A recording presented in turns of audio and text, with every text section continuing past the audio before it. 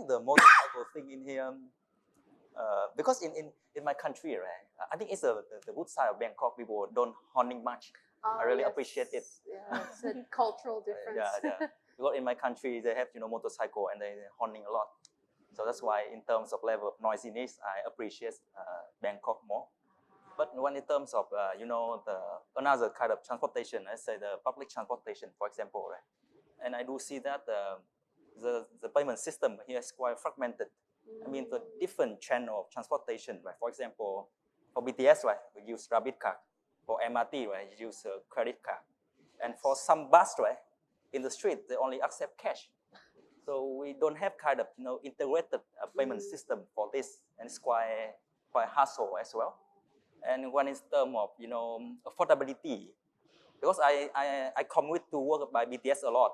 Normally, from my work to my office in Asok, right, I take around 130 baht for one day, and I do see that compared to the cost of living and the level of minimum daily wage, it's quite a lot.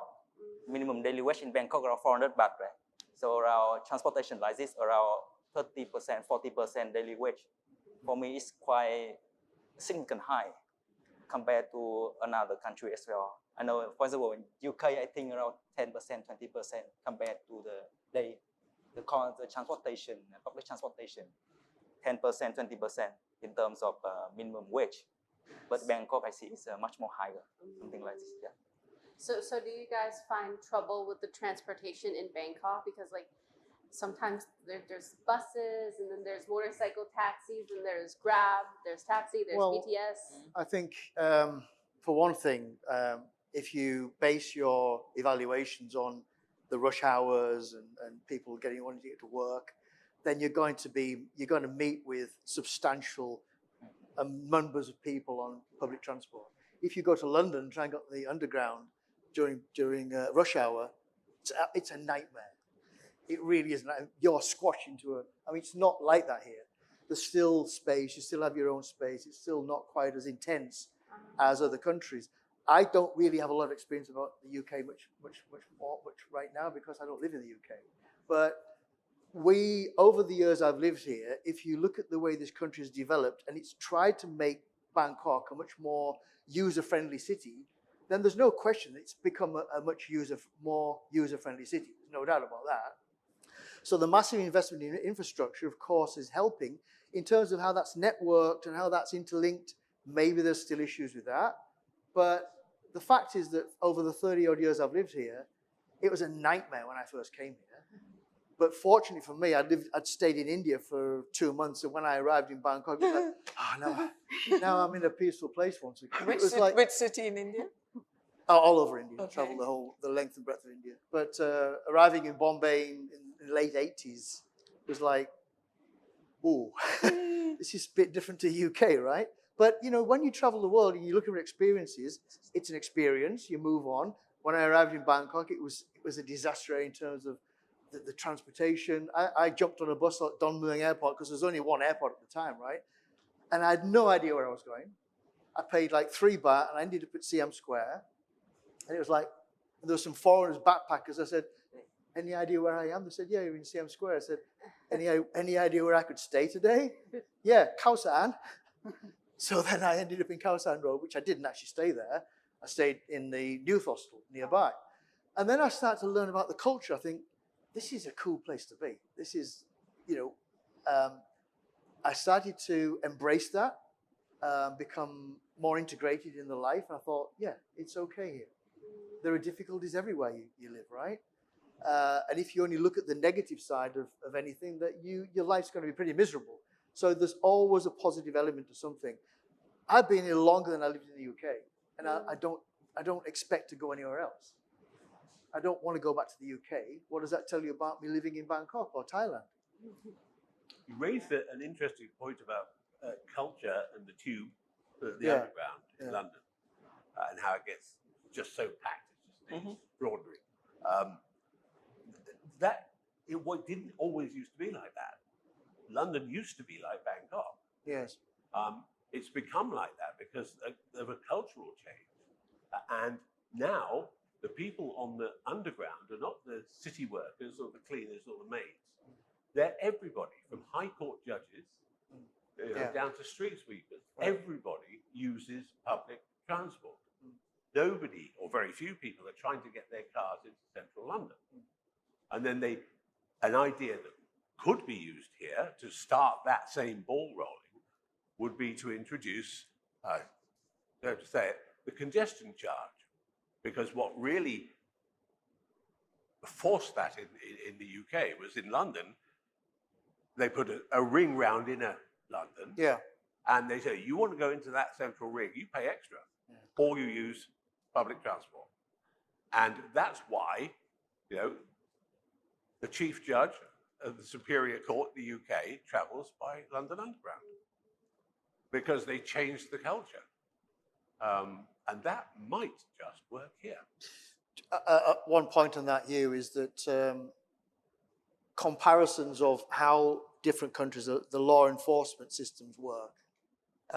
Admittedly, that Thailand has a lot of issues about law enforcement, particularly the laws of the road, which we witnessed recently. Buses stopping on railway crossings.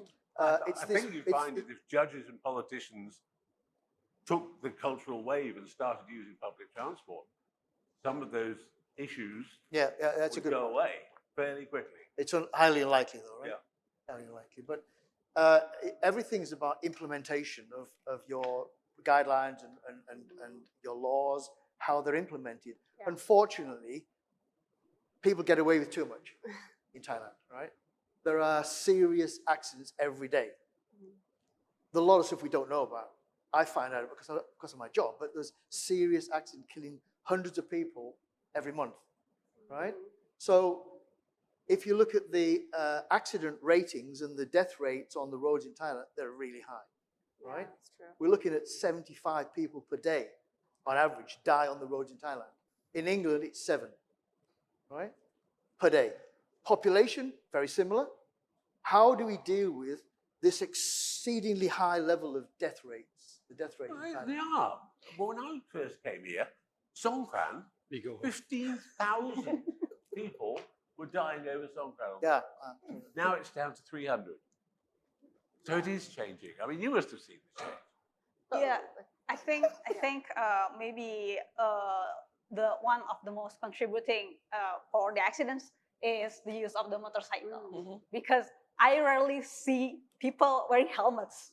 Yeah. But in my country, if you don't wear helmets, even if you are the passenger, you will definitely get fined. Yes. And if I, get a motorcycle taxi driver, Yes. it's really I will be given a helmet.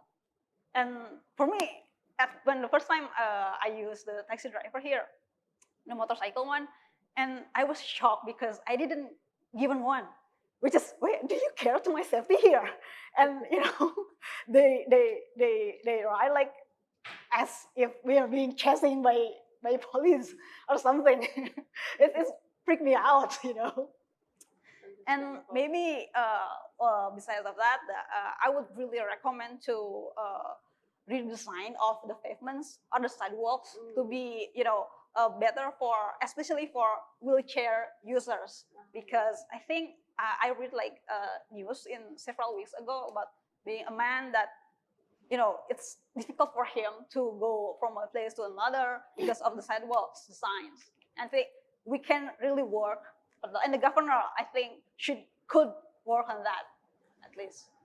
Yeah. And also I want to add as well that it's just frustrating that Thailand, and specifically Bangkok, is not an age-friendly city yet. Yes. The problem here is that Thailand is already an aged society, and you are transitioning to be a super aging society. And imagine the transportation that is not looking to accommodate senior citizens, And also imagine that the pavements, how you move from one place to another. For example, if you look at some age-friendly cities and walkable cities like Hong Kong and Singapore, you have this very long underground pathway, so that you will not suffer, the heat of Bangkok sun, which is like very hot right now. So imagine if we could have that, and imagine if we can design the city, the urban planning of the city, to be more age friendly, knowing that that's the future of Bangkok.